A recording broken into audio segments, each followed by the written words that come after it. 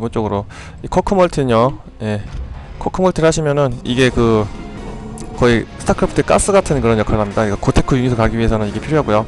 이 유닛 자체도 저거랑 거의 비슷합니다. 이렇게 일꾼을 소비해서 새로운 건물을 만들죠. 보시는 바와 같이 이 퍼센타 같은 경우는요, 이게 인원을 늘리는 그런 건물이 오버로드 같은 성격을 갖고 있고요. 이거 같은 경우는 일종의 게이트웨이 같은 성격을 갖고 있습니다. 가장 기본적인 유닛을 생산할 수 있는 건물이죠. 이런 식으로 가장 기본적인 유닛이죠. 거의 드래곤하고 비슷하게 생겼습니다. 그리고 또 보시는 바와 같이 이 나머지 두 가지 영역이 있지 않습니까? 예, 이 두 가지 유닛을 뽑기 위해서는 지상을 업그레이드하는 건물이 있습니다. 지상을 업그레이드와 이 유닛을 뽑을 수 있게 하는 거죠. 아웃포스트 포스트 빌드업이라는 그런 건물이고요. 그러면은 맹글러가 나옵니다. 그리고 나머지 뒤에 정커라는 유닛이 있습니다. 이 정커라는 유닛은 자폭하는 유닛인데, 이 정커라는 유닛을 뽑기 위해서는요, 아웃포스트 테크업을 타면 됩니다. 이런 식으로 포스트 빌드업과 테크업이 근처에 있죠. 그러면 정커를 뽑을 수 있습니다. 정커 같은 경우는 거의 자폭하는 그런 유닛입니다. 그래서 자폭 업그레이드, 자폭 속그레이드 뭐 이런 게 있고요. 이제 한 단계 업그레이드 해가지고 비행기 유닛으로 갈 수 있습니다. 이게 가장 1단계에서 뽑을 수 있는 모든 유닛이 이 정도, 세 정도가 되고요. 두 번째 단계에서는 두 번째 업그레이드 했기 때문에 비행기 유닛으로 갈 수 있죠. 비행기 유닛으로 갈 수 있기 때문에, 그러니까 가장 기본적인 유닛 건물과 그 두 가지 건물을 가질 수가 있습니다. 가장 기본적인 유닛, 거의 그 가디언 같은 종족입니다. 가디언 같은 게 지상만 공격하는 그런 유닛입니다. 그리고 나머지 뒤에 걸 뽑기 위해서는요, 아웃포스트 빌드업을 올립니다. 아웃포스트 빌드업을 올리면은 지금 공중과 이제 지상을 공격할 수 있는 블레이드라는 유닛을 뽑을 수 있고요. 그리고 수송선을 뽑을 수 있습니다. 그리고 수송선을 뽑았고요. 뽑을 수 있고, 보시는 이 밑에 있는 제두스 같은 경우는 기본적으로 디텍트 기능을 가지고 있습니다. 그러니까 초반에 이 두 유닛은 기본적으로 이 건물을 지문할 수가 있고요. 이 두 가지 유닛은요, 이 건물을 제가 뽑을 수 있습니다. 그리고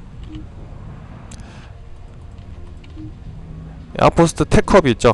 보시는 바와 같이 거의 생김새가 비슷합니다. 이 건물을 올리면은 지금 네오디스라는 마법 유닛을 생산할 수가 있습니다.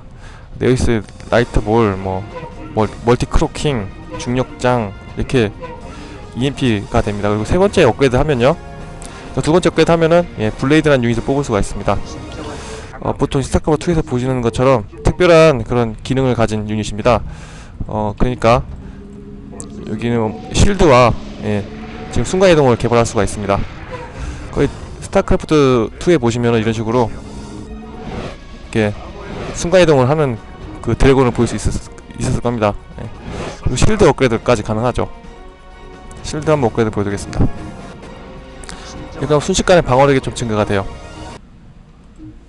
이런 식으로 거의 스타2랑 거의 비슷합니다. 그러니까 강력한 유닛일수록 방어력이 높아지고, 약한 유닛일수록 좀 약해지는 그런 특별한 이상한 기능이 있고요. 마지막으로 이제 세 번째 업그레이드를 한 이유가 이 두 가지 유닛을 뽑기 위해서인데요. 핵처리 세 번째 업그레이드죠. 핵처리 세 번째입니다. 그러면 이 최고의 유닛인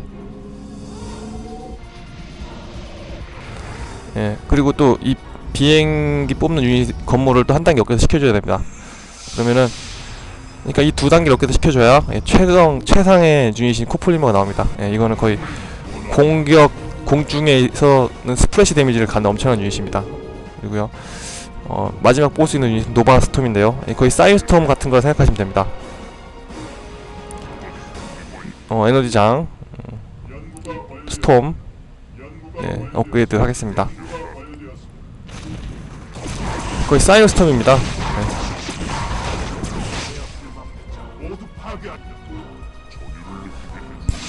거의 사이언 같은 그런 효과를 보내고요. 코폴리머 자동이고, 이건 수동선. 이 멀티 크로킹이라는 기술에 대해 말씀드리겠습니다. 중력장 같은 경우 스타크래프트 2에서 범서에 쓰는 기능이죠. 움직임 현저히 느려집니다. 이런 식으로 빨라지는데, 이 중력장 안에서는 이렇게 속도가 느려지죠. 공격 속도 느려지고요. 그거에 정반대로 힐이 있습니다. 힐 같은 경우는 페이스트라는 기능이 있습니다. 움직임이 느렸던 유닛이 상당히 빨라지게 되죠. 이 두 유닛을 한번 비교해 보겠습니다.